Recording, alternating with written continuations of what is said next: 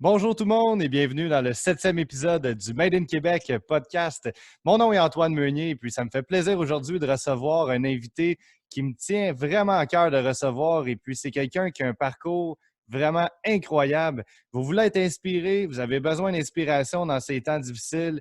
Nous vivons des temps de pandémie qui n'est pas évident, j'en suis tout à fait au courant, mais c'est justement le but du podcast, vous changer les idées, vous divertir et puis vous inspirer. On a tout plein de parcours incroyables au Québec. Et puis, je reçois un parcours aujourd'hui 100% Made in Québec et bien fier de vous le présenter. Nul autre que Patrick Côté, Pat Côté de Predator, pour ceux qui le connaissent par son surnom dans la UFC. Écoutez, c'est un combattant de la UFC, un ex-combattant en fait de la UFC qui a connu une très, très belle carrière, une longue carrière également de plus de 13 ans. C'est quand même assez exceptionnel. Et puis, en fait, on a parlé naturellement de combats d'arts martiaux mixtes comme plusieurs fans de sport que vous avez très hâte d'entendre parler, j'imagine. Mais la première demi-heure est vraiment axée sur, je dirais, assez philosophique. On a parlé de trucs très profonds avec Patrick au niveau familial, au niveau de sa vision de la vie, sa vision des choses qui se produisent en ce moment. Et puis, des conseils aussi, tu sais, des conseils de persévérance, de détermination, pour les jeunes comme pour les moins jeunes, c'est vraiment quelqu'un d'incroyable à écouter. Il y en a tellement à vous apprendre, à vous inspirer, Patrick. Et puis, c'est justement le but du pourquoi que je voulais le recevoir au podcast. On parle d'inspiration. Ben, Patrick est vraiment l'incarnation même de l'inspiration. Écoute, tout ce qu'il a fait durant sa carrière, des combats qu'il n'était pas supposé avoir ou qu'il n'était pas supposé gagner, c'est vraiment, dans tous les sens du terme, un combattant et surtout un homme exceptionnel. Et puis, pour ceux qui ont envie d'en apprendre davantage sur Patrick Côté, vous pouvez vous procurer son livre chez les éditions Performance. Comme vous voyez ici, le livre Tout est possible pour les gens sur la vidéo sur YouTube présentement. Et puis, ceux qui sont sur le Zoo, comme je vous dis, vous pouvez vous procurer son livre Tout est possible dans tous les bons libraires du Québec. Et puis, je vous le dis, c'est un livre qui est complet, là. Si vous avez la chance de pouvoir le lire davantage, là, c'est un livre qui est très complet. Oui, on parle naturellement de combat, un peu comme mon podcast, mais on aborde aussi différents trucs de la vie en général, vraiment des choses qui peuvent être inspirantes, mais aussi qui peuvent vous encourager dans vos projets parce que chacun d'entre nous, on a des projets différents et puis c'est important de pouvoir les réaliser afin d'avoir une vie bien accomplie. Et puis, Patrick nous permet vraiment d'être inspirés grâce à tout ça. Comme je disais, il y a des petites recettes aussi de nutrition pour ceux qui sont fans de nutrition, qui recherchent un peu de motivation en ce moment. Il y en a à la fin du livre. C'est vraiment un livre qui est très complet. Je vous le suggère sincèrement. Alors, et également, c'est important de le dire que tous les bénéfices, en fait, les royautés du livre sont remis au Club des petits déjeuners du Québec. C'est encore une fois une preuve de tout le grand cœur que Patrick Côté a. Et puis, c'est pour ça, en fait, que je voulais vous partager son parcours.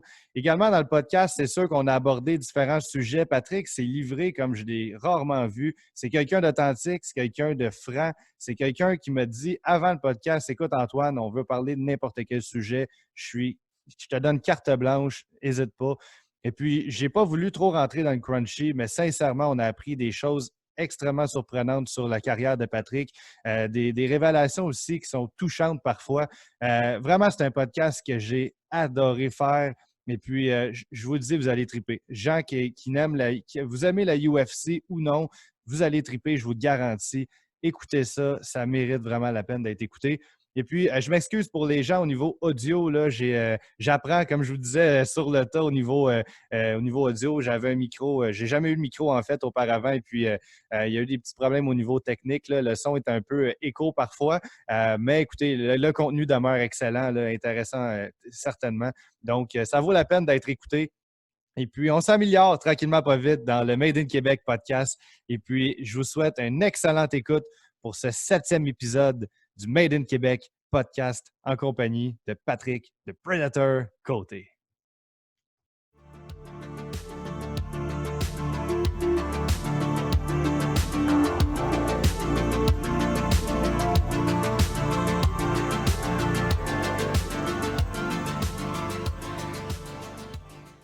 Bonjour tout le monde et bienvenue dans le 7e épisode du Made in Québec podcast. Et puis aujourd'hui, j'ai l'honneur de recevoir quelqu'un que j'ai un respect assez énorme pour lui. Quelqu'un qui a un cœur gros de même, puis un courage, une détermination, une persévérance. Bref, vous voulez être inspiré, c'est ça le but du podcast, c'est de recevoir du monde made in Québec, carrément, qui ont vraiment un parcours inspirant. Parce que je pense qu'à travers toute la situation difficile qu'on vit au Québec actuellement, on a besoin d'inspiration, on a besoin de rêver, on a besoin d'avoir vraiment des objectifs au bout de tout ça. Et puis, je reçois aujourd'hui Pat Côté, qui est vraiment un parcours incroyable. Pat Côté, c'est un combattant, un ex-combattant de la UFC, devenu aujourd'hui le porte-parole, la voix de la UFC au niveau canadien, autant anglophone que francophone. On le voit à travers notre téléviseur avec RDS, anciennement TVA Sport, et puis il fait également des conférences. Et en plus, il est auteur de cet excellent livre « Tout est possible ». Alors, c'est vraiment le parcours idéal pour le podcast. Et puis, ça me fait vraiment plaisir de vous le présenter. Je vais faire un petit topo rapide de sa carrière, puis je vais le laisser l'expliquer davantage. Il va clairement mieux l'expliquer que moi. Écoute, Pat Côté, à 19 ans, il s'est enrôlé dans l'armée canadienne pour devenir un soldat carrément. Et puis, il a quitté l'armée par la suite à force d'avoir développé en fait des skills dans l'armée, qui a découvert les arts martiaux directement dans l'armée. Il a décidé de participer à l'Ultimate Fighter, qui est une émission de télé-réalité aux États-Unis, la 4e saison. Et puis, ça l'a vraiment propulsé carrément sa carrière. Par la suite, il a fait ses débuts en UFC en 2004 contre Tito Ortiz, qui a vraiment été un combat significatif pour sa carrière. Et puis, il a remporté 4 championnats mondiaux et nationaux à travers sa carrière. Et puis, c'est vraiment un parcours vraiment unique qu'on a. Très fier de le recevoir aujourd'hui. Et puis, merci d'être parmi nous, Patrick. Ça fait plaisir. Merci beaucoup de m'inviter. Écoute, c'est la moindre des choses. Alors, on va commencer par le début. Ça va être difficile, là, mais écoute, tu viens du coin de Rimouski, de ce que j'ai vu. Saint-Narcisse, oui, exact. Saint-Narcisse, un petit village, ouais. Un petit village de 900 habitants, là, vraiment, c'est très, très petit. C'est un village qui est figé dans le temps. Il y a 5 rues, une église en plein milieu du village, un magasin général. J'ai été cet été en plus. C'est pour un des chutes du Grand Canyon de l'enfer, le phénomène. Les portes de l'enfer, exact. Portes de l'enfer, ouais, c'est vraiment impressionnant. C'est impressionnant qu'il y ait quelque chose qui est connu de ce village-là, sérieusement. Mais les portes de l'enfer, c'est très connu. Puis oui, c'est une réserve de la nature là, qu'on peut aller visiter, mais c'est de toute beauté. Mais écoute, pour moi, c'est une grande fierté de venir de ce village-là, de représenter ce village-là. Puis, je m'en suis jamais caché que je venais de cette place-là. Pour moi, je suis vraiment fier. Puis, ma famille, du côté de mon père, est encore là-bas. Puis, je le parle souvent. Puis, c'est ma famille. Puis, c'est mes racines. Puis, tu disais tantôt que je donne beaucoup. Puis, j'ai un grand cœur. Mais c'est beaucoup grâce à eux autres. C'est du monde qui ont le cœur sur la main. La porte est toujours ouverte chez eux. Puis, il n'y a personne qui barre le porte là-bas, puis tout le monde est le bienvenu. Puis je pense que j'ai appris d'eux autres beaucoup là-dessus. Ben, écoute, tu fais bien de le mentionner parce que oui, c'est important d'être reconnaissant de ses racines. C'est peut-être ce que peu de gens qui deviennent connus à travers le temps, ils deviennent un peu moins terre à terre puis ils oublient d'où ils viennent, mais toi, tu n'as jamais oublié ce côté-là, puis c'est tout à ton honneur. Écoute, j'ai lu ton livre, puis je te remercie parce que c'est toi qui me l'as fait parvenir. Oups, désolé, on a on a un invité dans l'avantage d'avoir un chat. Oui, en fait, j'ai bien lu ton livre qui Tout est possible, que vous pouvez procurer dans toutes les bonnes librairies du Québec ou simplement avec les éditions Performance, ceux que ça les intéresse de lire. Aussi, c'est important de le dire, tous les royautés carrément sont remis au Club des petits déjeuners du Québec. Encore une preuve du grand cœur que Pat Côté a. Et puis, en fait, c'est ça. En lisant un peu ton livre, j'ai vu et un peu ton documentaire aussi à RDS, pour ceux qui l'ont vu. On a pu voir la relation que tu avais particulière aussi avec ta mère qui t'a vraiment légué des valeurs incroyables de ce que j'ai cru comprendre. Vraiment, ça n'a pas été nécessairement facile dans ta jeunesse non plus. Je fais des conférences dans les carrefours jeunesse aussi, puis je rencontre des jeunes qui ne l'ont pas facile à tous les jours non plus. C'est une des raisons pourquoi je voulais te recevoir, un peu pour que tu les inspires à ne pas abandonner, à croire un peu en leur projet. Alors, parle-nous un peu de la relation que tu avais eue avec ta mère qui t'a vraiment inspiré pour la suite des choses. Ben, moi, j'ai quitté Rimouski quand j'avais 4 ans avec ma mère seulement, puis c'est elle qui m'a élevé toute ma vie. Puis Évidemment, on est arrivé à Sherbrooke, puis on vivait sous le seuil de la pauvreté. Puis je pense que si ceux qui ont vu mon documentaire ont vraiment compris par où qu'on a passé, si vous ne l'avez pas vu, ben, je vous invite à le voir. Pas parce que c'est mon documentaire, c'est juste parce que c'est tellement bien fait. C'est Pixcom qui a fait ça avec Simon Sachel, le réalisateur. Et excellent. je m'attendais à quelque chose de bien, mais comme ça, écoute, ça a été. J'ai tombé sur le cul, en bon québécois, sérieusement. Là, j'ai regardé ça, j'ai écouté 6-7 fois, puis à toutes les fois, j'ai pleuré. Pour vrai, c'est vraiment quelque chose qui me représente à 100%. Puis la partie où je parle de ma jeunesse, que je parle de ma mère, que j'explique aussi qu'on était devenus une équipe et non pas une famille parce que moi, j'étais un enfant unique. Puis il a fallu qu'on s'aide les deux énormément parce que ma mère a eu des problèmes de santé aussi. Puis il faut que je devienne quand même assez responsable très, très jeune. Mais on a vécu vraiment sous le seuil de la pauvreté c'est très, très dur, sauf que je n'ai jamais vraiment senti parce que ma mère m'a tout le temps donné des bonnes valeurs puis de travailler pour avoir ce que je voulais. Écoute, j'ai jamais rien manqué, mais j'ai tout le temps fait la moitié des choses. Donc, elle fournissait, exemple, l'inscription au soccer, elle fournissait la moitié, puis moi, il fallait que je travaille pour payer la moitié du reste. C'est bien correct pour moi, puis ça m'a appris la valeur de l'argent, puis la valeur de l'importance de travailler pour avoir ce qu'on a, puis la gratitude que tu peux avoir quand tu travailles pour quelque chose, de ne pas tout avoir du cul dans les mains. Je pense qu'aujourd'hui, c'est ça qui me définit en étant personne, que moi, si j'ai rien à faire, je panique. J'ai plein de projets, puis je pense que ça vient de là aussi. Pas que j'ai une peur de retomber là-dedans, d'avoir un manque, mais plus de... toutes les fois que je payais mon inscription avec ma mère, c'était une fierté pour moi parce que j'avais travaillé pour. Puis, je donne beaucoup de conférences, moi aussi, comme tu sais. Puis, je commence tout le temps en disant être né pour un petit pain, là, cette expression-là, ça me fait dresser le poil sur les bras parce que je pense que c'est une expression du monde qui ne veulent pas avancer ou du monde qui veut juste accepter leur situation.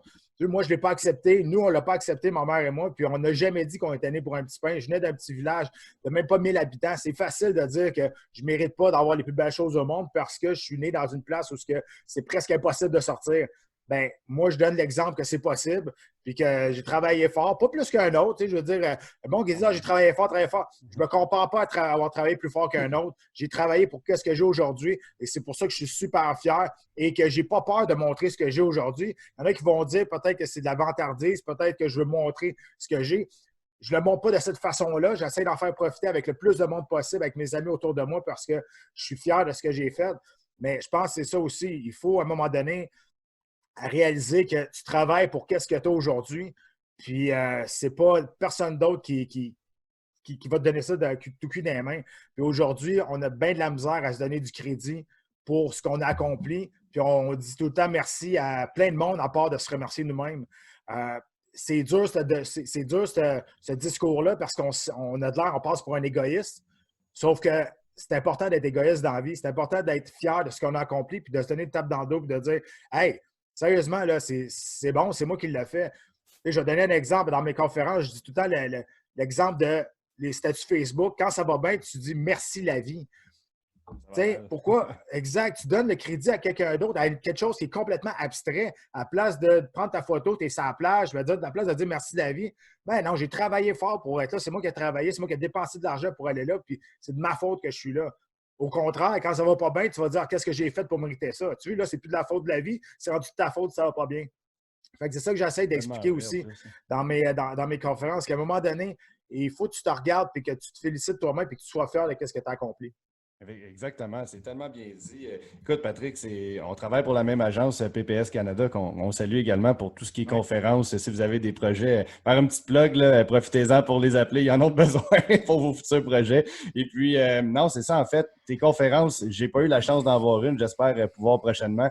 Mais c'est vraiment quelque chose qui est vraiment représentatif de ton livre aussi pour les gens qui ne peuvent pas aller voir la conférence. Prenez le temps de le lire. C'est pas juste un livre qu'on parle de UFC, qu'on parle de combat. C'est vraiment un livre sur une leçon de vie en général, vraiment une inspiration. C'est de réfléchir vraiment sur, comme on parlait, c'est pourquoi tout le temps mettre la faute sur les autres ou sais, il n'y a pas de chance dans la vie. On crée notre propre chance. Puis je pense que Patrick a travaillé pour le réussir. Je pense que tu peux clairement être un exemple de détermination puis de persévérance. Comme tu dis, tu as eu un parcours qui n'était pas facile dans ta jeunesse, mais tu t'en es sorti, tu as appris de ça, puis tu t'es vraiment steppé up carrément pour aller au bout de tes rêves. Il n'y a pas de chance là-dedans. C'est pas la vie qui a décidé que j'allais te choisir toi pour être le champion du monde. Non, tu as fait en sorte que tu voulais le devenir. Fait que vraiment, c'est félicitations, Patrick, puis inspirez-vous de son parcours, sincèrement. Ben, c'est un autre point aussi dans ma conférence, c'est que je dis que la chance, moi, je ne crois pas à ça. Tu as les opportunités que tu prends ou que tu ne prends pas, puis c'est ça qui va décider qu'est-ce qui va arriver après.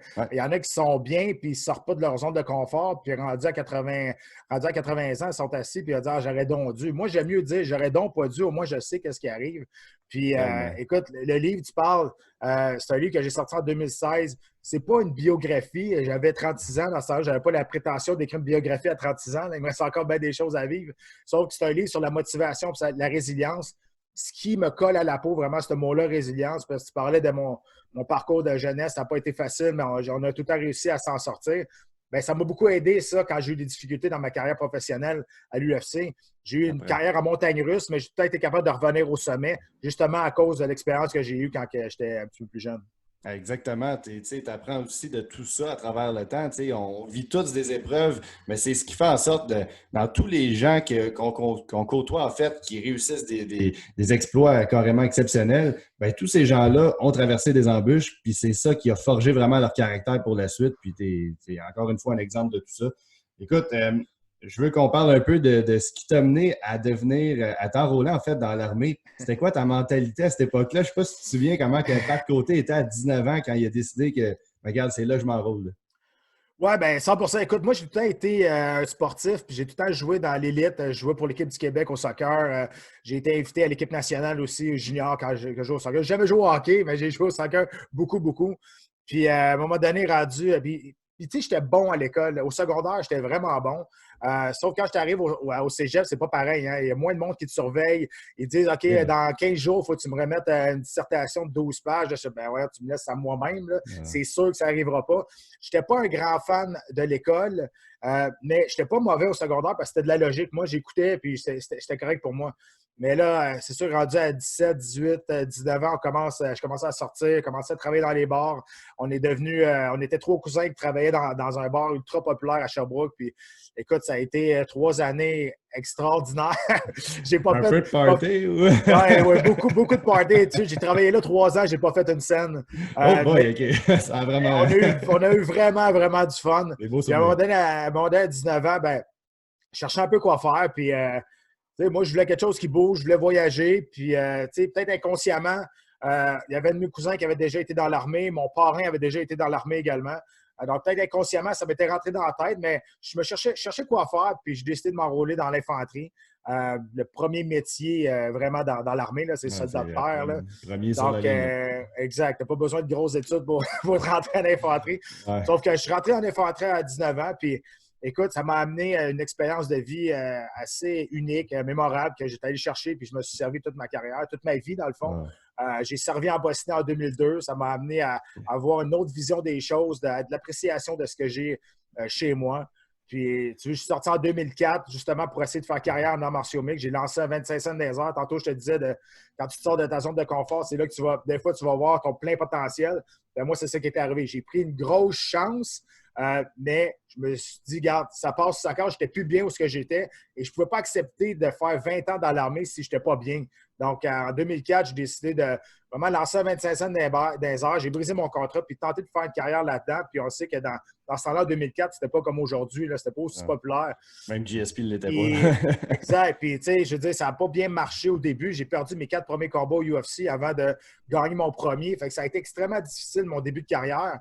Mais j'avais un plan, puis ça aussi, dans mes conférences, j'en parle, puis c'est ça le plus important. J'avais un plan, puis j'avais un plan A. Je n'avais pas de plan B. Le plan B, moi, dans ma tête, ça te donne une chance d'échouer le plan A. Donc, tu ne mets pas toutes tes énergies sur ton plan A. Donc, pour moi, mon plan A, c'était de me battre pour le championnat du monde de l'UFC. Ça m'a pris 12 ans, mais j'y étais arrivé. Puis c'est comme un arbre, tu sais, j'aurais pu passer dans le milieu, dans le tronc, sauf que j'ai pogné des nœuds mané dans le tronc. J'ai été obligé de prendre des branches à côté, mais toutes les branches s'en vont au sommet de toute façon. Donc, c'est ça que j'ai fait. J'ai pris un long détour pour arriver au sommet à mon plan A, mais j'étais arrivé. Si je m'étais donné une porte de sortie pour avoir un plan B, écoute, j'aurais jamais atteint mon but de me battre pour le championnat du monde à l'UFC, puis d'atteindre mon rêve et le pinnacle de ma carrière, de tout athlète qui se bat en arts martiaux mixtes, c'est de se battre pour le championnat du monde de l'UFC. Oui, puis il y a peu de Québécois qui peuvent se vanter d'en avoir arrivé là. En fait, là, on connaît les grands noms, toi, avec GSP, Olivier Aubin-Mercier, tout ça, puis la relève aussi qui s'en vient, qu'on le souhaite. Il y a David Loiseau aussi. David Loiseau, oui, c'est vrai. On l'oublie. Ouais, on l'oublie. C'est pas vrai, on l'oublie trop souvent. Lui, c'est un de mes bons amis. Puis je trouve que c'est le premier Québécois qui a été à l'UFC. Puis c'est sûr que Georges, c'est Georges. Là. Georges, c'est le. Tout le monde le connaît. Tout le monde le connaît. Puis on te demande souvent, là, est-ce que ça t'a fait quelque chose d'avoir été dans l'ombre de Georges toute ta carrière? Ah oui. La réponse, absolument pas. Moi, je ne veux pas être un deuxième Georges Saint-Pierre. Je veux être le premier Patrick Côté. Je veux être la meilleure version de moi-même.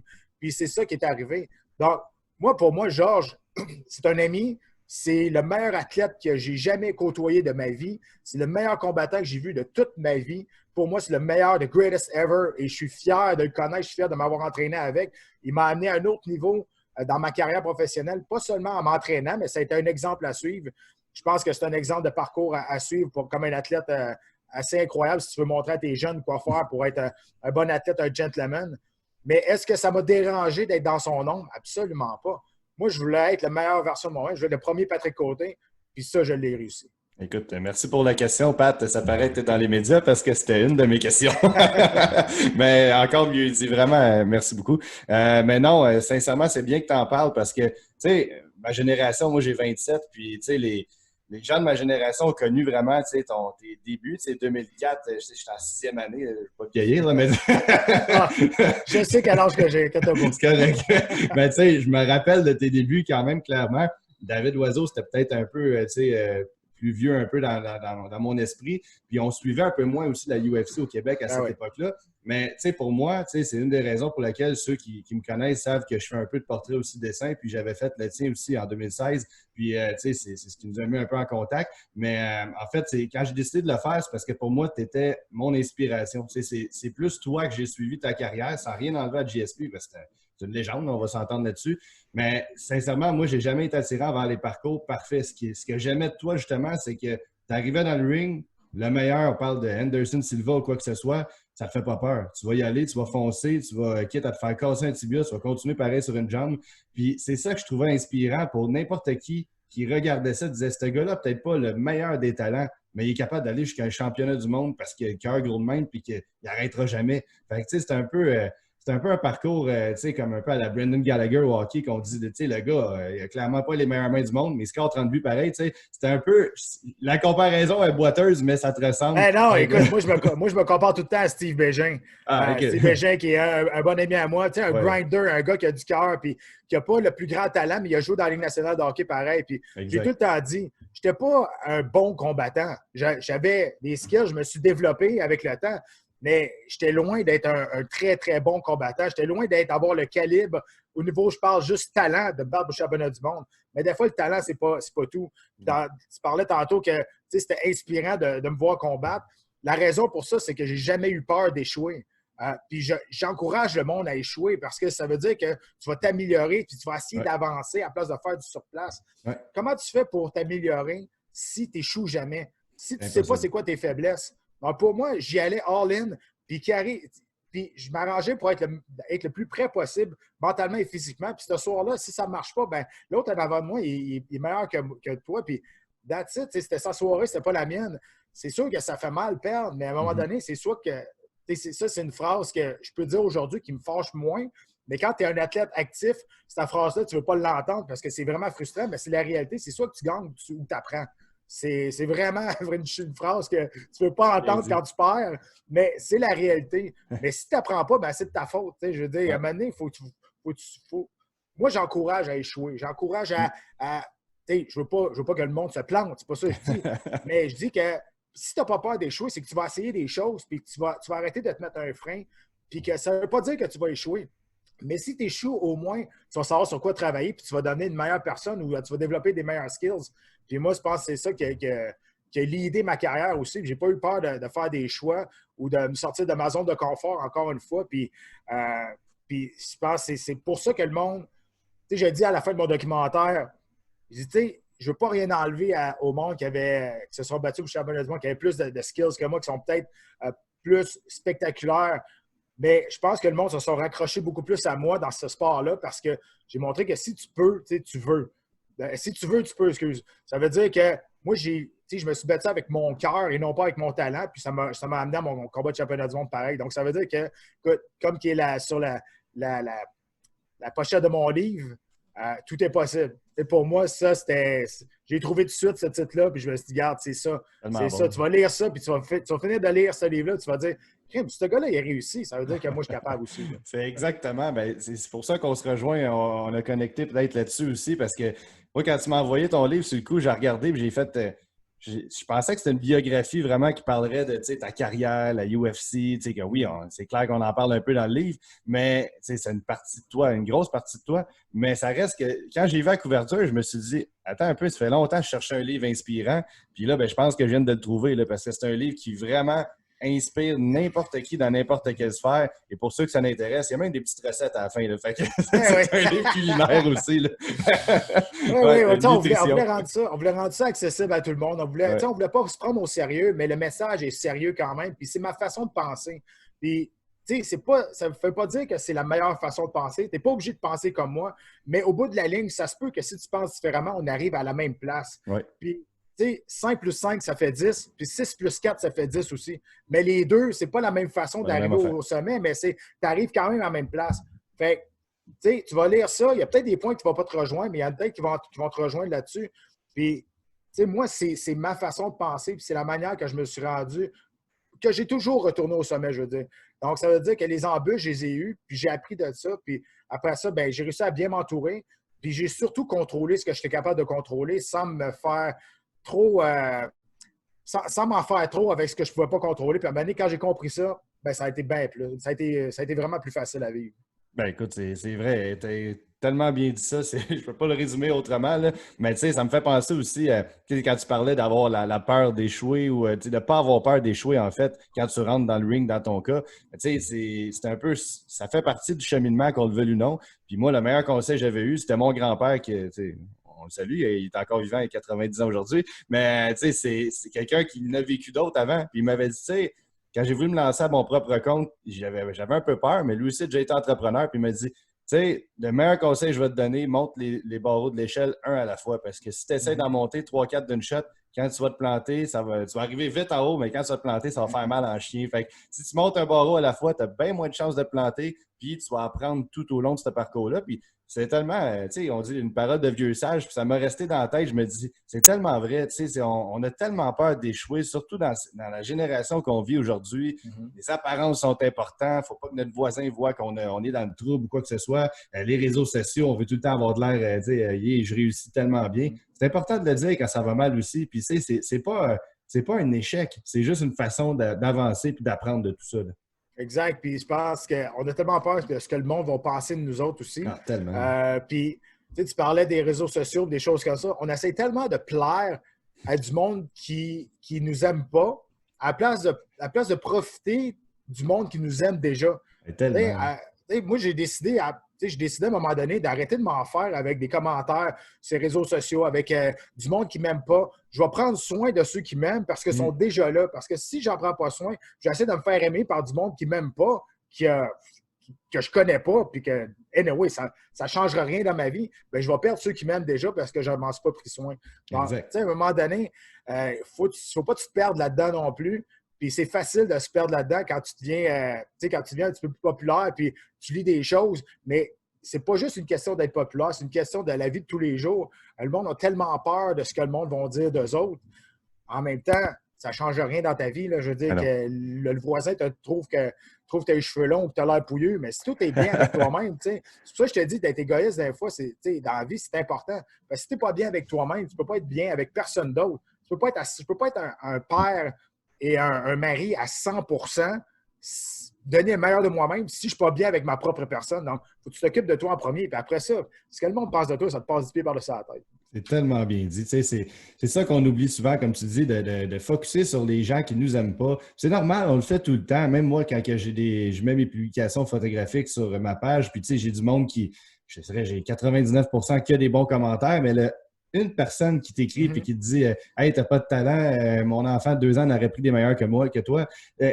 Tu le sais que c'est des niaiseries, mais on dirait que ça t'affecte quand même. Puis il ne faut tellement pas se laisser affecter par ça parce que focusons-nous sur le positif au lieu de focuser sur le négatif. C'est ce que je vous suggère. Puis je pense que Pat, tu l'as fait tout au long de ta carrière, puis tu le prouves encore avec ce que tu viens de dire. C'est vraiment de faire attention à ça, puis de pas s'embarquer là-dedans. Puis, tu sais, c'est ça, je donne beaucoup d'exemples sur ma vie professionnelle parce que, tu sais, le monde comprenne plus facilement quand ils se mettent des images dans la tête, mais tu parlais de la pensée positive, puis arrêter d'être négatif. Je donne cet exemple-là, puis le monde, ils comprennent. Même si tu n'as jamais regardé de combat, tu vas comprendre ce que je dis. C'est que, tu sais, moi, j'ai eu longtemps une faiblesse au niveau de la lutte. Ça veut dire que je ne voulais pas aller au sol. Quand je rentrais au corps à corps, eh bien, j'avais peur. Puis là, je disais, oh non, il ne faut pas que j'aille à terre, il ne faut pas que j'aille au sol, il ne faut pas qu'il m'amène au sol. Puis à un moment donné, j'ai décidé de switcher ma pensée puis de dire je vais rester debout. C'est sûr que je reste debout. Bien, croyez-le ou pas, c'est pas parce que j'étais meilleur, mais juste la façon que j'ai pensé, bien, 90% du temps, plus souvent, je restais debout puis je me faisais moi amener au sol. Juste parce que j'avais pas la mentalité déjà d'être déjà à terre. J'étais debout puis j'allais rester debout. Tu sais, ça, c'est dans la vie de tous les jours, c'est la même chose. Regarde, la pandémie aujourd'hui, là, le monde, là, il s'assoit, puis il y en a beaucoup qui dépriment, puis que c'est plat. Bien, tu fais d'autres choses que tu n'as jamais faites ou prends le positif. Moi, là, tu sais, je passe du temps avec ma famille, avec ma fille de 3 ans. On joue avec à tous les jours. Tu sais, j'aurais pas pu passer ces moments-là qu'elle va se souvenir de toute sa vie, puis moi aussi, s'il n'y avait pas eu cette pandémie-là. C'est sûr qu'on aurait même mieux qu'il ne l'ait pas eu, mais regarde le positif. Je me suis acheté un cours d'espagnol. Whatever. Tu sais, je veux dire, j'ai du temps pour le faire. Non, mais j'ai du temps pour le faire. Ouais. Puis je regarde ça, puis je me dis, regarde, tu trouves des affaires positives à la place parce que, anyway, tu peux pas contrôler la pandémie. Donc, tu contrôles ce que tu peux faire. Puis moi, cette phrase-là, contrôler le contrôlable, ça a changé ma vie complètement professionnelle et personnelle. Puis aujourd'hui, je l'applique à 200%. Là. Ça passe d'un fois quasiment pour le je m'en foutiste, là, mais écoute, moi, quand je me couche le soir, je dors. Puis je dors bien. Ah, écoute, c'est direct ça, c'est de ne pas se coucher le soir, avoir de la difficulté à s'endormir. Puis, tu sais, c'est normal qu'on vit du stress en ce moment. Je pense qu'on vit toute une situation qui n'est pas facile. On est très, très conscient de tout ça. Mais, tu sais, c'est le but du podcast, en fait. J'ai décidé de le créer simplement pour mettre en valeur. Oui, je vais recevoir des entreprises ici et là. D'ailleurs, je pense que tu as ton gym encore, Pat, ou c'est... Oui, c'est un complexe sportif, le Centre XPN, on est juste à côté des promenades Saint-Bruno. C'est dans l'arrondissement Saint-Hubert, là, mais on est juste à côté des promenades Saint-Bruno, c'est la Rive-Sud à Montréal. Puis oui, ben là, c'est sûr qu'on est fermé, là, mais ça fait 2 ans qu'on est ouvert. Puis ça va bien, là. Écoute, on est super contents. C'est un trip de boys qu'on a fait, on a ouvert ça pour être ensemble. Puis c'était quelque chose qu'on avait dans l'idée depuis longtemps. Puis écoute, c'est un autre de mes 10 000 projets qu'il y avait dans la tête. Puis écoute, ma femme, elle m'a dit, voyons, pourquoi tu pars ça? Parce que ça me tente, c'est tout. C'est comme ça. Puis aujourd'hui, ben regarde. Ça aussi. Ce gym-là, ben, je veux dire, faire de l'argent avec un complexe sportif, ça prend énormément de temps. Puis ça ne veut pas dire tu ne viendras pas millionnaire avec ça. Là. Sauf que quand tu vois le côté positif de ça, j'ai peut-être pas fait une scène avec ce gym-là encore, mais ça m'a amené tellement d'autres opportunités à cause de ce gym-là. J'ai fait des shows de cuisine puis des shows de fit show. J'ai rencontré du monde à cause justement de ça qui m'ont amené d'autres choses. Quand je regarde ce que j'ai fait depuis que j'ai ouvert ce centre-là, peut-être que je n'ai pas fait une scène avec le centre, mais tout ce qui est les effets alentour de ça, ben c'est juste du positif. Là. Donc, il faut que tu fasses... Je vais faire mon poète, là. Il faut que tu fasses fleurir ce que tu as. Et pas juste rester avec les racines. Hein? C'est beau, ça. Écoute, on va mettre ça dans vraiment le clip du podcast. Ça va être ça, faire fleurir. Pat le poète. Écoute, non, mais c'est bon, c'est ça que je voulais dire, en fait. C'est que le but du podcast, c'est vraiment inspirer les gens avec des parcours inspirants comme le tien, mais c'est aussi de recevoir des entrepreneurs pour promouvoir l'achat local. Donc, tu faisais un peu la combinaison des deux. C'est vraiment aussi de ne pas s'apitoyer sur son sort parce que j'étais tanné de voir de la déprime, j'étais tanné d'ouvrir les nouvelles, d'entendre le mot COVID, d'entendre voir des masques bleus. Écoute, je comprends là, que c'est ça la réalité, mais c'est déprimant. Puis, tu sais, de voir des gens inspirants comme toi, comme d'autres invités que j'ai reçus, écoute, ça fait du bien au moral. Puis, c'est vraiment ça que je veux faire parvenir aux gens. Puis, écoute, merci encore une fois de pouvoir offrir tout ce beau parcours-là à nos auditeurs. Ben, ça fait plaisir. Puis, tu as raison, c'est déprimant. Écoute, tout ce qu'on vit aujourd'hui, c'est déprimant, c'est historique. Puis, regarde, je pense qu'il ne faut pas se mettre la tête dans le sable. C'est là. Il faut prendre les mesures nécessaires de sécurité. Il faut prendre ça au sérieux à 100%. Jamais je vais dire que c'est exagéré ce qu'on dit, ce qu'on fait. Mais encore une fois, quand tu fermes la télé, ben, c'est à toi de faire tu as le contrôle de faire ce que tu veux avec cette situation-là. Donc, soit tu t'assois, tu pleures, tu attends que le temps passe, ou soit tu t'arranges pour faire avancer quelque chose, un projet que tu as fait, construire une cabane à oiseaux, whatever. Faire quelque chose de constructif à la place. Il y a tellement d'affaires qu'on peut faire, que ce soit chez nous, comme tu dis, passer du temps avec nos proches. Les gens là, sont tout le temps en train de se plaindre que la vie roule à 100 000 à l'heure, qu'ils n'ont pas le temps, qu'ils ne peuvent pas passer du temps avec leurs enfants parce qu'ils ont 80 heures par semaine à leur job. Mais là, vous n'avez rien à faire, vous êtes chez vous. Puis là, mais ça se plaint encore. Ça se plaint encore. Au lieu de tout le temps se plaindre, faites de quoi de constructif. Arrangez-vous pour réaliser un de vos rêves. Comme je disais dans un autre épisode, si vous rêvez d'écrire un livre et que vous n'avez jamais le temps de vous asseoir, vous avez le temps d'aller dehors dans le balançoire, sur votre ordinateur. Prenez le temps de réaliser chacun de vos rêves. Ça ne veut pas dire que je reçois quelqu'un de la UFC ou du baseball comme la semaine dernière, que ça va être nécessairement juste ça, votre inspiration. Une personne d'un autre domaine peut vous inspirer quand même à réaliser chacun de vos rêves respectifs puis de continuer dans cette branche-là. Oui, puis je pense que c'est important de se trouver, tu te fais l'idée par une passion. Trouve-toi quelque chose qui te passionne, puis investis-toi là-dedans. Puis ça va être bien plus facile de rester motivé. Ouais. Mais c'est impossible qu'il n'y ait rien qui te passionne. Impossible qu'il n'y ait rien que t'aimes. Donc, trouve quelque chose que t'aimes. Tu sais, comme t'aimes la guitare, tu veux jouer de la guitare, mais tu as peur de ne pas être bon. C'est bien que Jimi Hendrix, avant qu'il soit Jimi Hendrix, il était débutant. Il a commencé à quelque part, tu comprends? Fait que maintenant, tous les experts ont été novices à un moment donné quand il a commencé. Fait que, tu parlais tantôt des barreaux d'échelle. Ben, c'est exactement ça. Arrêtez d'avoir peur d'échouer, encore une fois. Ça se peut que ça soit difficile de jouer de la guitare là, si c'est ça que tu veux faire.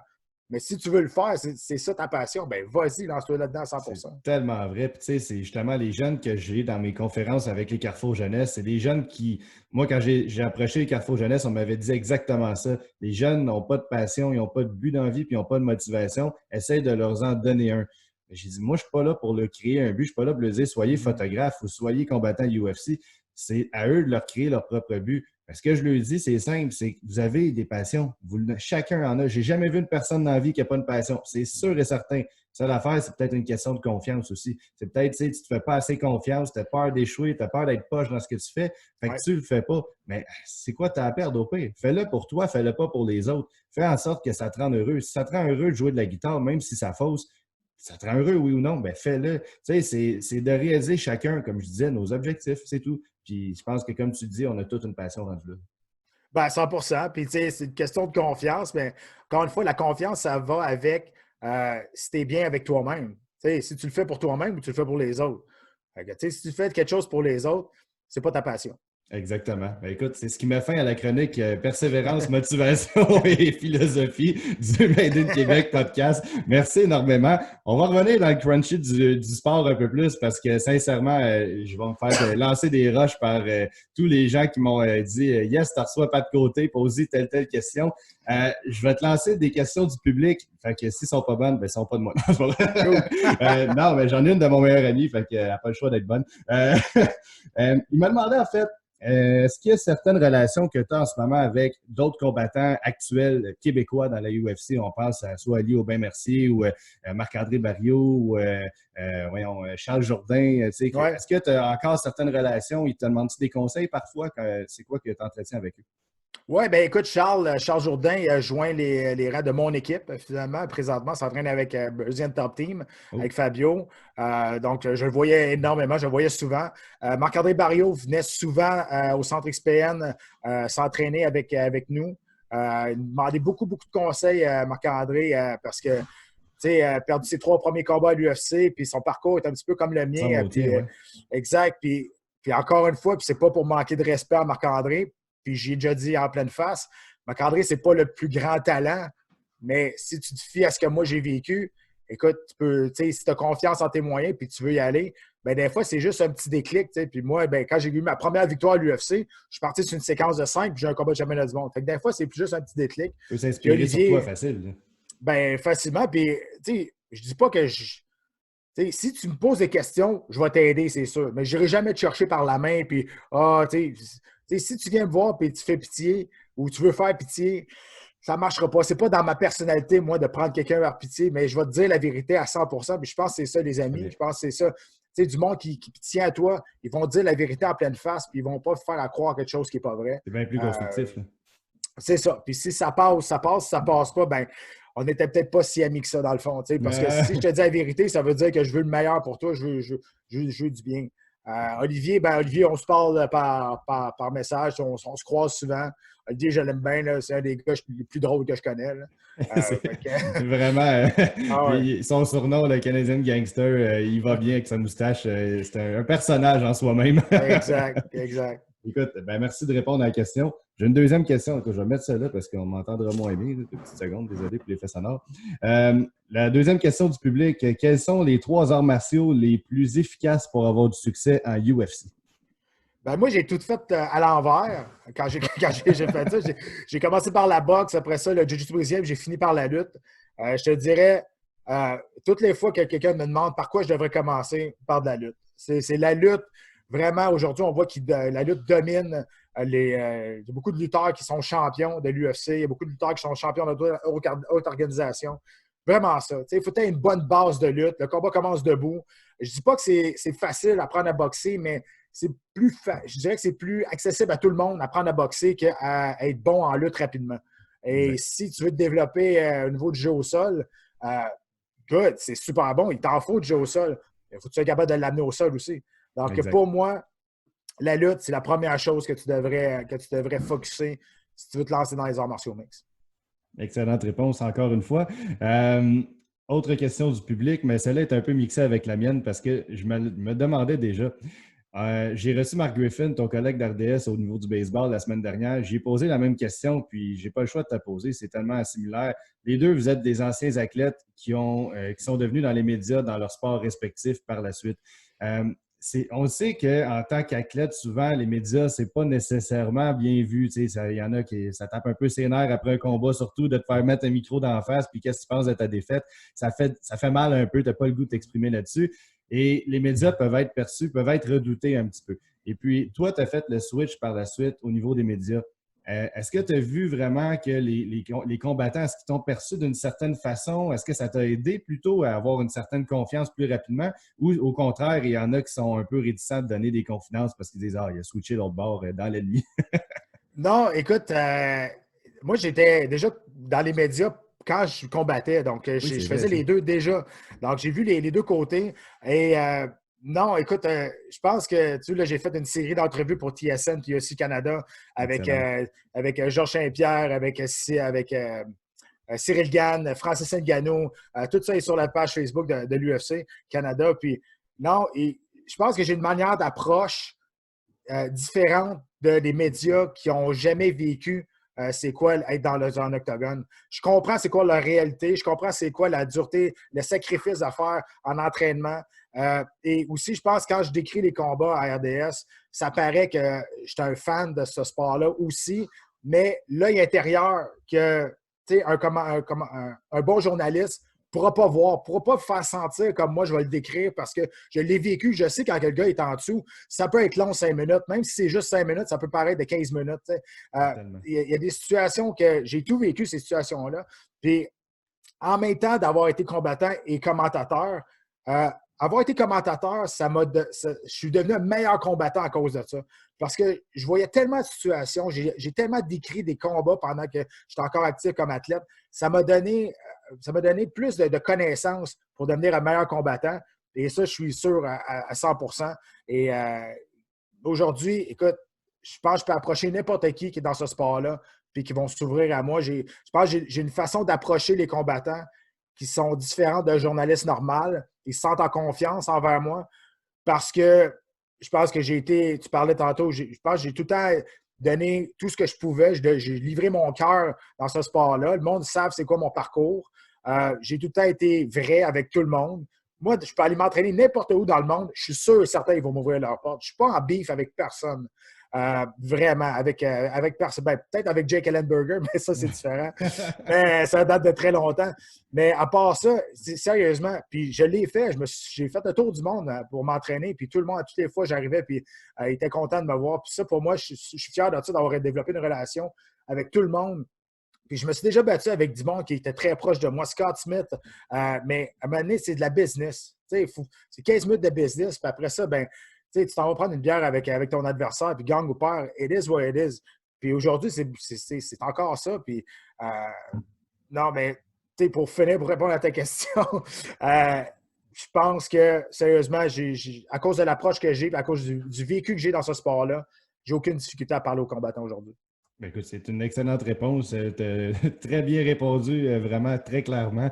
Mais écoute, c'est ça un peu que je disais dans l'autre épisode avec Mark Griffin, c'est que ce que je déplore un peu des gens qui reprochent aux joueurs journalistes en question, on a pensé à Patrice Brisebois, un peu à TVA Sport, en fait, qui a eu beaucoup, beaucoup de critiques. Les gens s'en ont pris à lui. C'est sûr, c'est pas toujours évident quand tu fais la transition parce que tu n'as pas étudié nécessairement en communication. Puis là, il faut que tu développes des mots, il faut que tu sois rapide, tu as la caméra d'en face, tu n'as pas droit à l'erreur parce que c'est repris immédiatement sur des réseaux sociaux. Mais on a d'excellents joueurs analystes ou anciens athlètes qui sont devenus analystes par la suite. Quand on pense à Tony Romo au niveau de la NFL aux États-Unis, Marc Denis au hockey, toi dans MMA, ça reste que c'est tellement comme tu dis, les gens ont un œil qui sont capables de. Tu sais, Tony Romo est capable de devenir le jeu avant qu'il soit effectué. Ouais. Un analyste normal n'est pas capable de savoir ça parce que lui, il l'a vécu à game, c'est lui qui calait les jeux. Fait que c'est un peu la même chose avec toi. Toi, tu peux dire comment un combattant se sent rendu à tel niveau du combat. Est-ce que la fatigue embarque par ses yeux? Tu as vraiment le feeling du combat, du combattant que monsieur, madame, tout le monde n'est jamais capable d'avoir. Oui, puis souvent, je vois les soumissions se dessiner de l'avance, peut-être un 5 secondes d'avance, puis là, ça arrive. Là, je passe pour un génie. Puis mon réalisateur, il dit « Je peux pas croire, tu l'as vu venir. Hein? » Mais je connais les positions, ça, je sais, il se prépare pourquoi. Juste la manière que les gars se placent. Mais tu parlais tantôt de Patrice Brisebois, que je connais très, très bien. Lui, le désavantage qu'il a eu, c'est qu'il a commencé dans le sport le plus populaire au Québec. Donc, c'est sûr que tu sais, moi, quand j'ai commencé en 2008, parce que ça fait 12 ans que je fais ça, je veux dire, il n'y a pas beaucoup de monde qui regardait l'UFC en français. Donc, j'ai été capable d'apprendre sans trop avoir de critiques parce qu'il n'y a pas beaucoup de monde qui regardait ça, pas comme le Canadien de Montréal. Là. Donc, tu sais, lui, il l'a eu à la dure justement à cause du sport qu'il commentait. On regarderait les combats que j'ai décrits en 2008-2009 quand j'ai commencé. Pas mal sûr que je ne suis pas bien mieux. C'est sûr, avec les années, je me suis amélioré. J'ai été prendre des cours d'addiction. J'ai été chercher des outils pour améliorer justement mon jeu devant la caméra. Puis être capable de bien décrire les combats, puis pas toujours répéter les mêmes mots, puis être capable d'avoir un débit plus tranquille. Mais ça, il faut que tu le fasses toi-même. Il faut que tu veuilles le faire. Puis moi, je l'ai fait. Puis aujourd'hui, ben, je te l'expliquais tantôt, j'étais un fan de ce sport-là avant d'être un athlète, puis je le suis encore. Puis ça paraît aussi. C'est exactement, tu transmets ta passion, puis peu importe ce que tu fais dans la vie, je pense que c'est important de la transmettre, mais toi, c'est surtout comme analyste, tu n'as pas le choix, commentateur, peu importe ce que tu fais dans les médias, il faut que tu transmettes ta passion, puis je pense que tu transmets très, très bien aux gens. Question qui me sort du champ droit un peu, là, The Predator. Ton surnom, là, ça sort de où, ça? Peux-tu nous expliquer un peu de ce que... Écoute, c'est pas le nickname le plus original, mais comme je te disais tantôt, moi, je n'avais pas un grand talent pour faire ce sport-là. Quand j'ai commencé avec mon équipe à Québec, qui s'appelait Team Union, j'avais un grand cœur, je voulais toujours m'entraîner, puis même quand c'était à la fin des classes, à la fin des entraînements, je demandais tout le temps à quelqu'un d'autre pour faire un autre sparring de boxe ou un autre sparring de jiu-jitsu, puis je cherchais tout le temps quelqu'un après pour continuer parce que je voulais m'améliorer, puis on disait que je cherchais tout le temps une nouvelle proie, puis c'est eux autres qui m'ont trouvé le mentionnement, ils disaient « The Predator, ça serait bon pour toi », puis ça m'est resté toute ma carrière. C'est un bon surnom. Surtout, j'invite les gens à l'écouter la chanson sur YouTube avec Johnny Rook. Ouais, Johnny Rook. Je cherchais son nom tantôt en plus. C'est tellement. Écoute, moi, je l'écoutais là, en m'entraînant le matin. J'aimais tellement ça. C'était inspirant. Écoute, Puis, tu parlais d'une question du champ droit, là. Ben ça, c'est une chanson du champ gauche, je te dirais. Parce que ce gars-là m'a contacté en 2009, je pense, quelque chose de même. Puis il me disait, moi je viens de la Nouvelle-Écosse, j'étais un grand fan, j'ai fait des chansons d'entrée pour des combattants locaux. Ça te dérangerait-tu que j'en fasse une pour toi? Moi, là, des demandes, j'en ai. J'en ai plus qu'une pour n'importe quoi. Là, pour vrai. Puis ça, lui, il est arrivé, j'ai dit, regarde, vas-y, garde-toi. Mais je m'attendais vraiment à pas grand-chose, on s'entend. Puis finalement, 2 mois plus tard, il m'a envoyé ça. Il dit, écoute ça. Puis j'étais avec plein de monde chez nous. Puis quand on avait le droit de se voir, j'étais avec plein de monde chez nous. Puis là, j'ai dit, check ça, check bien le Taouin qui a écrit cette chanson-là, check bien ça. Là, je pars ça. Hey, c'est bon, man! C'est vraiment bonne, la toune! Puis là, on n'a pas arrêté de la jouer toute la soirée. Vraiment bonne, puis c'est une surprise. Puis, écoute, je ne pouvais pas l'utiliser au UFC parce que tu n'as pas le droit d'avoir des chansons personnalisées. Mais quand je me suis battu à l'extérieur de l'UFC, je l'ai utilisé 2-3 fois. Écoute, c'est vraiment excellent. Puis, non, c'est rendu dans ma playlist, je l'admets. On te salue, Johnny Rook. Écoute, question encore une fois, c'est un peu mix, je te dis tout de suite, là, on n'a pas vraiment de précision dans les questions, mais c'est mon but que ça soit mélangé là, pour qu'on ait un podcast original. Parle-nous un peu de, si on veut, ton début dans la UFC, ton premier combat avec Tito Ortiz. C'est une chance, je pense qu'on en a parlé un peu dans ton documentaire. C'est une chance que tu n'as pas vu venir directement. Elle t'a surpris, je pense, d'avoir ça à la dernière seconde, puis tu as sauté sur l'occasion carrément.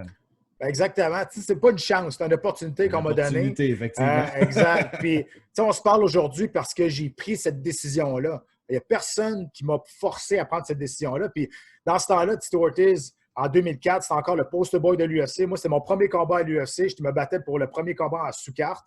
Puis, son adversaire, il a eu une embolie cérébrale. Donc, il n'a pas été capable de se battre. Donc, 4 jours avant, Tito Ortiz, puis, tu sais, dans ce temps-là, on faisait la promotion d'un combat, puis c'était Tito Ortiz. Ils ne pouvaient pas perdre leur main event, c'est l'UFC 50. Puis, on a probablement appelé tout le roster de l'UFC pour demander qui voulait remplacer. Puis, il n'y a personne qui a voulu. Il y a juste, moi, j'étais le dernier à appeler, c'est sûr. J'étais déjà sur la carte. On nous a appelés. On a dit oui. C'était une opportunité qui nous a offert de rentrer par la grande porte de l'UFC, me battre contre mon idole, le gars qui était sur mon screensaver d'ordinateur. Puis, tu sais, il y a une phrase que j'ai lue il y a très, très longtemps. Et je me suis dit, à un moment donné, ça va arriver, ça. Et c'est entraîne-toi aussi fort jusqu'à temps que tes idoles deviennent tes rivaux. Puis ce soir-là, il était de l'autre bord de la cage. Puis je savais que j'avais pas grand-chance de le battre. Mais je me suis dit, man, cette phrase-là, c'est vrai, ça se peut, ça arrive. Ça m'est arrivé ce soir-là. Puis tu sais, j'en parle, j'ai encore des frissons. Parce que ce combat-là, c'est même après 15 ans de carrière, à mon dernier combat à l'UFC, il commençait les vidéos de présentation de moi avec ce combat-là. Fait que, ce combat-là, même si ça ne me tenterait plus de parler de combat de toute ma vie, même si j'étais écœuré, ce combat-là est dans ma peau. Ce combat-là, il me définit en tant que personne. Puis si je n'avais pas pris cette décision-là, si on n'avait pas pris cette opportunité-là de se battre contre Tito Ortiz, on ne se parlerait pas aujourd'hui et je n'aurais pas la vie que j'ai aujourd'hui. Ça, c'est la décision qui a changé ma vie, mais c'est nous qui l'avons pris, c'est moi. Puis encore une fois, je me dis, good job, Pat. Tu as pris cette décision-là pendant que plein d'autres avant toi qui ont été appelés ont décidé de ne pas la prendre. Exact. C'est important de savoir saisir les opportunités. D'ailleurs, ma conférence se nomme Créer vos opportunités, en fait. Fait que c'est un peu ça. C'est comment créer ses propres opportunités sans. De ton côté, toi, tu ne l'as pas refusé, tu as foncé, tu t'es pas posé de questions. Mais il y en a beaucoup d'autres avant toi qui l'ont refusé, qui ont posé trop de questions sûrement par rapport à tout ça. Fait que, tu sais, des fois, c'est de foncer, d'aller de l'avant, puis toi, tu l'as bien fait, regarde ce que ça a donné par la suite. On ne sait pas ce que ta carrière aurait été sans ce combat-là, puis ça t'a vraiment défini clairement. Là. Bien, à 100%. Défini jusqu'à temps que, à 15 ans plus tard, on en parle encore. Puis même quand, à toutes les fois que je fais des entrevues, on me parle encore de ce combat-là. Puis je peux pas dire au monde d'arrêter d'en parler parce que c'est la raison pourquoi que je parle à tout le monde. C'est la raison pourquoi que je fais des conférences aujourd'hui. C'est la raison pourquoi que j'ai la vie que j'ai aujourd'hui à cause du 22 octobre 2004. C'est cette date-là qui a changé ma vie, dans le fond. Quel combat. J'invite les gens à aller voir les flashs sur YouTube. Il y en a plusieurs extraits, highlights. C'était un très bon combat. Malgré la défaite, Écoute, c'est un combat qui a été très serré quand même, là, si on s'entend. Mais honnêtement, c'est la meilleure chose qui m'est arrivée dans ma vie, perdre ce combat-là. Ouais. J'ai perdu le combat, mais j'ai gagné la soirée. Moi, je n'étais pas supposé rester plus que 30 secondes à l'avant de ce gars-là. Personne ne me connaissait. C'est mon premier combat UFC. Je me bats sur le main event d'Atlantic City. Puis, tu sais, si j'avais gagné ce combat-là, j'étais dans le trouble. Là. En bon québécois, j'étais dans la marde, là, on va se le dire, parce que je n'étais pas dans la bonne catégorie de poids. Je n'étais pas rendu à ce niveau-là dans ma carrière non plus, au niveau talent, de me battre contre des Tito Ortiz. Et si je gagne contre Tito Ortiz, de un, je décide pas de descendre à 185 livres, je reste à 205. Et après ça, ceux qui suivent les arts martiaux mixtes, ils vont savoir que j'étais dans le trouble parce qu'après, il y avait Randy Couture, Vitor Belfort ou Chuck Liddell. Je m'aurais fait défoncer. C'est sûr et certain. Donc, évidemment. avoir perdu ce combat-là, c'est la meilleure. Non, mais c'était écoute, je sais. Là. La meilleure chose qui m'est arrivée, c'est d'avoir perdu ce combat-là de cette façon-là. Je me suis fait un nom sur le nom de mon idole. Ouais. Après ce combat-là, personne ne parlait de la victoire de Ortiz. Tout le monde parlait de c'est qui ce petit Canadien gras-là qui est arrivé et qu'on s'en attendait pas. Tu n'avais pas un chèque d'aujourd'hui. Non, exact. Fait que, des fois, comme tu le disais, pour avoir peur d'échouer, moi, j'ai échoué, puis c'est à cause de ça que j'ai eu une belle carrière après. Fait que des fois, il faut que tu saisisses ces opportunités, même dans la défaite.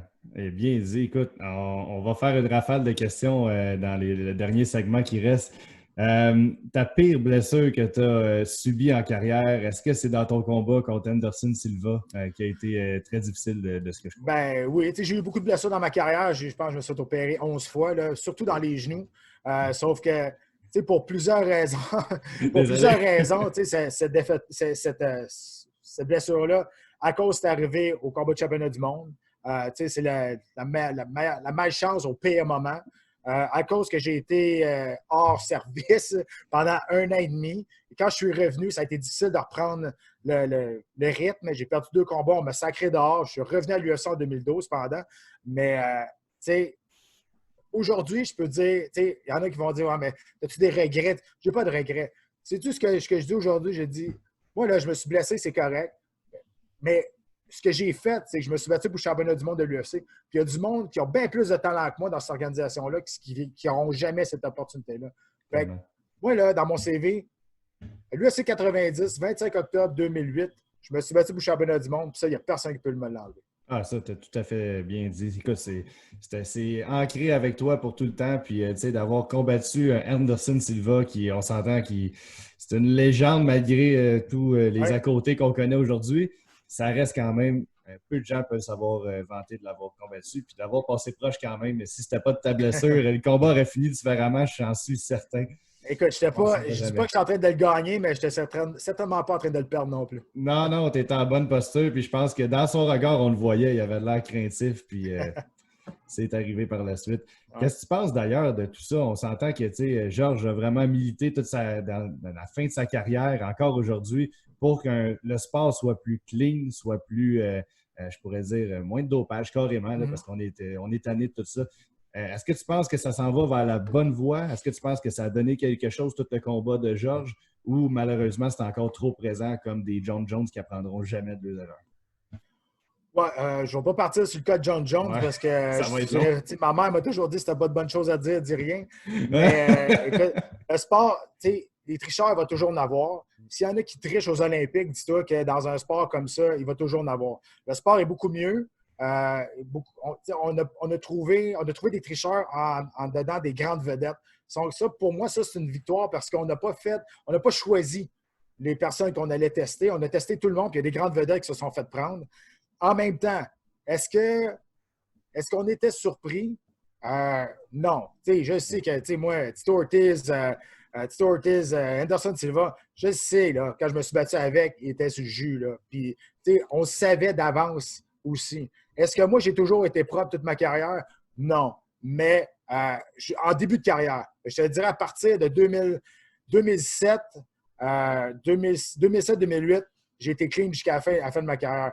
Mais au début, je ne veux pas dire que je n'avais pas le choix, mais kind of. En voulant dire, tout le monde était si gros jus, puis à un moment donné, tu essaies de rattraper, puis au talent égal, à un moment donné, ça va faire la différence. Ça ne te donne pas du talent, mais ça te donne une endurance puis une capacité de t'entraîner 2 fois plus fort que les autres. Puis, je ne suis pas gêné de dire que j'ai pas été clean toute ma vie, toute ma carrière. Mais je l'ai été quand c'était le temps. Je me suis battu pour combattre le championnat du monde. J'étais clean à 100%. Puis le reste de ma carrière, je l'ai été aussi parce que je trouvais ça important pour ma santé. Puis je trouvais ça important pour l'éthique du sport aussi. Puis je pense qu'aujourd'hui, encore une fois, ça fait partie de mon parcours. J'ai appris de ça. Puis je suis capable d'en parler avec connaissance de cause parce que je suis passé par là. Puis je sais c'est quoi les effets, les mauvais effets. Je sais c'est quoi ça donne aussi. Puis je suis capable de reconnaître quelqu'un qui est là-dessus. Juste par sa manière d'agir quand le combat va pas bien ou quand le combat va bien, peu importe. Je n'ai pas la vérité absolue, mais il y a quand même des petits signes que je suis capable de détecter. Puis aujourd'hui, il faut remercier Georges pour sa guerre contre ça. Puis l'USCDA est là.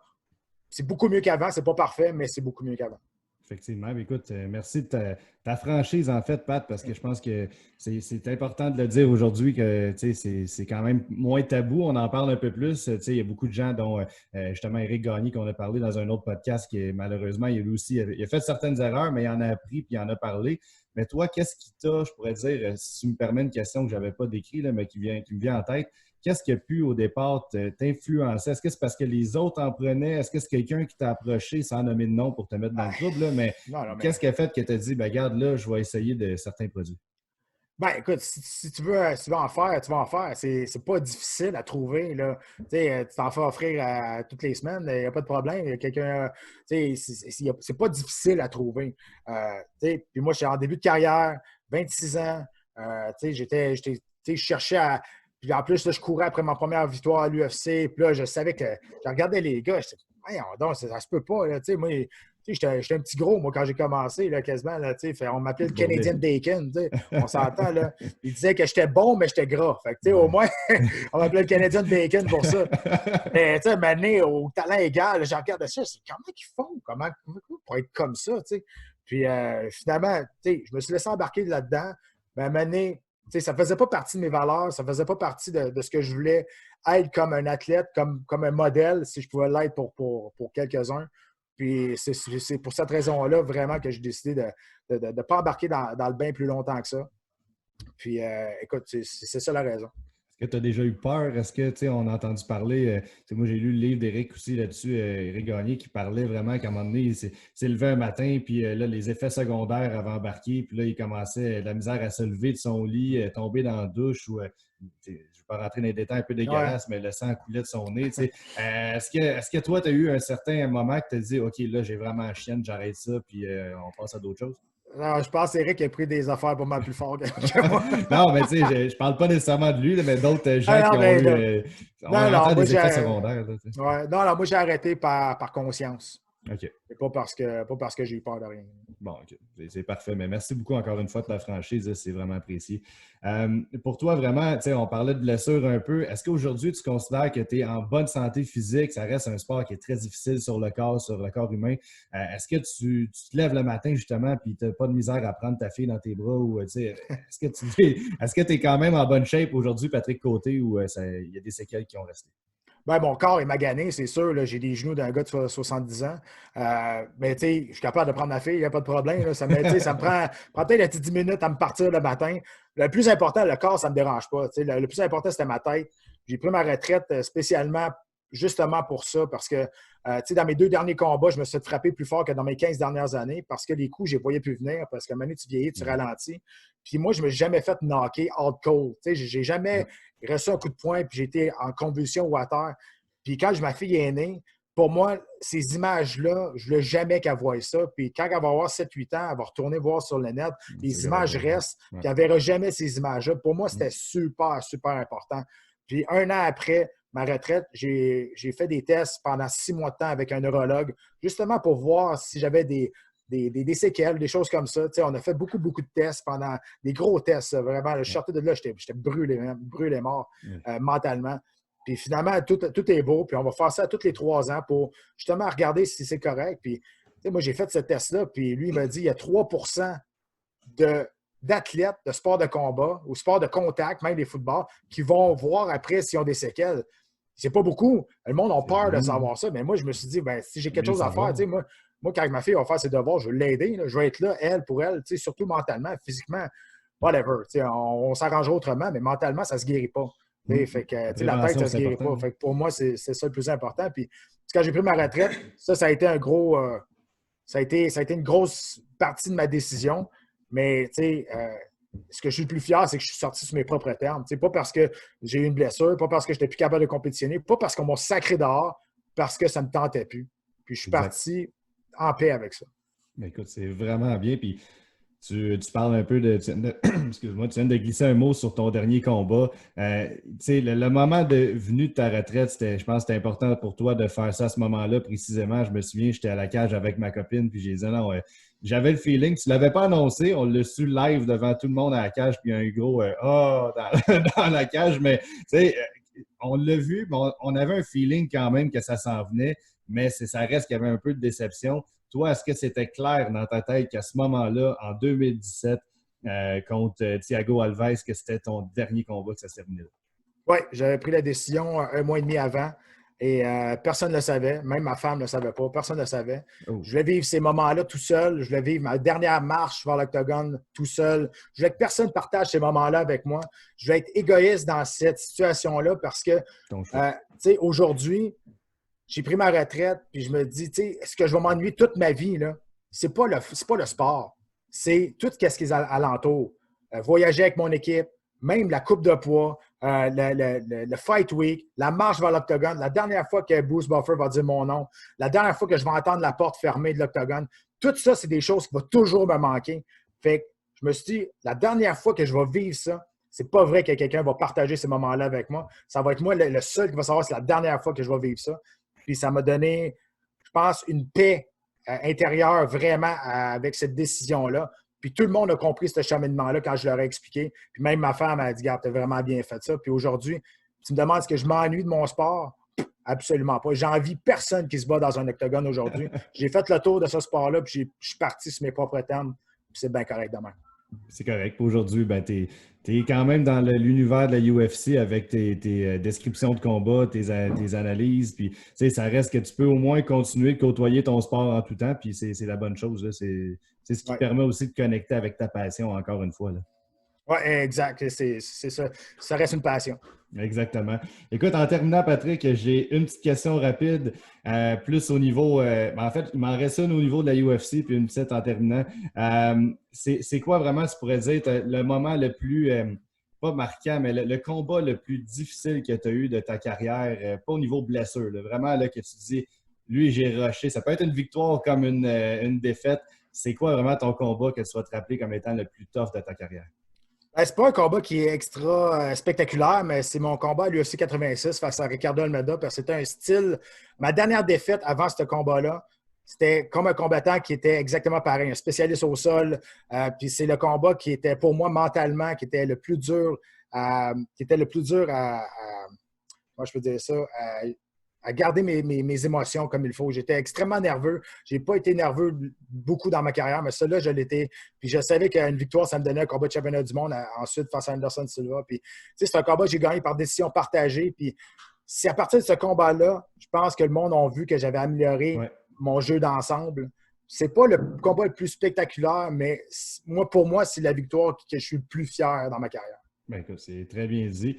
Et la question qui était la plus importante pour moi de te poser, parce que c'est ce qui m'a le plus marqué de ton reportage en fait à RDS, c'est quoi qui a été ta perte de poids en fait en fin de carrière? Là? Ça a été très difficile pour toi dans ton dernier combat. Comment tu as vécu ça? Peux-tu expliquer aux gens pourquoi on est obligé de perdre du poids pour une simple photo pesée officielle, puis qu'après ça, on peut reprendre 20 livres dans le combat? Explique-nous tout ce processus-là de perte de poids assez rapidement pour ne pas prendre trop ton temps. Bien, c'est parce que l'affaire, c'est que tu n'es pas obligé. Tu dis, tu es obligé de perdre tout. Tu n'es pas obligé. C'est un choix personnel. Tu n'es pas obligé de te battre dans une catégorie de poids. Il n'y a personne qui va te forcer. Moi, je m'étais battu 8 ans à 185 livres. Puis à un moment donné, avec les connaissances de nutrition, déshydratation que tout le monde connaît, les gars à 185 livres étaient rendus des monstres. Là. Donc, pour moi, quand je me suis battu mon dernier combat à 185 livres face à Adesanya Sakara, je regardais l'autre bord. Je me disais, c'est pas le même gars qu'hier, certain. Là, il avait doublé. Donc, je me suis dit, je vais faire les sacrifices, faire 170 livres, travailler avec les bonnes personnes, Jean-François Gaudreau notamment, qui s'occupait de ma nutrition, puis vraiment qui m'a amené mon niveau à un autre step.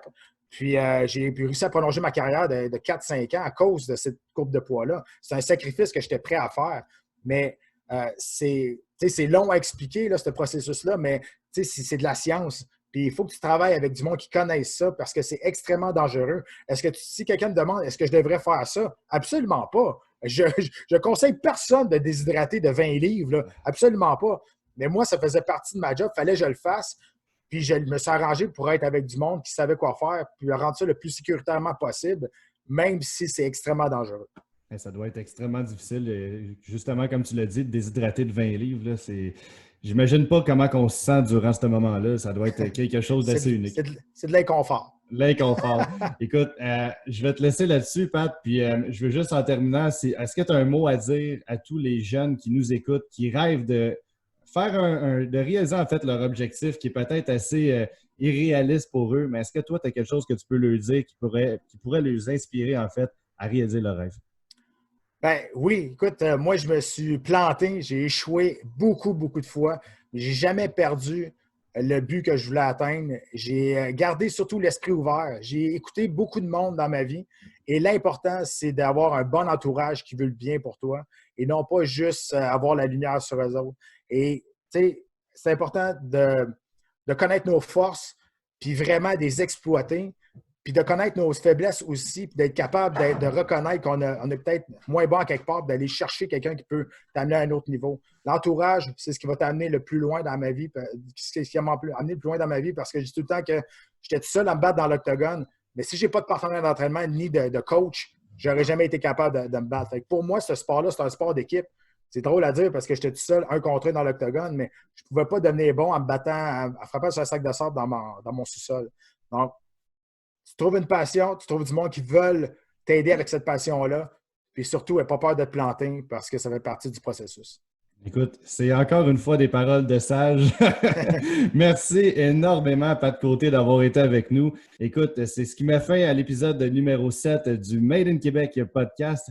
Et puis, j'invite tout le monde, à ceux qui veulent en apprendre davantage sur la vie de Pat Côté ou simplement de s'inspirer. Lisez ce livre-là. Tout est possible, disponible, comme je vous disais, dans toutes les bonnes librairies. Et puis, aux éditions, en fait, Performance, ça va être vraiment un livre que je vous conseille durant ce confinement, encore plus que jamais. Alors, merci beaucoup d'avoir été à l'écoute pour ce 7e épisode du Made in Québec podcast.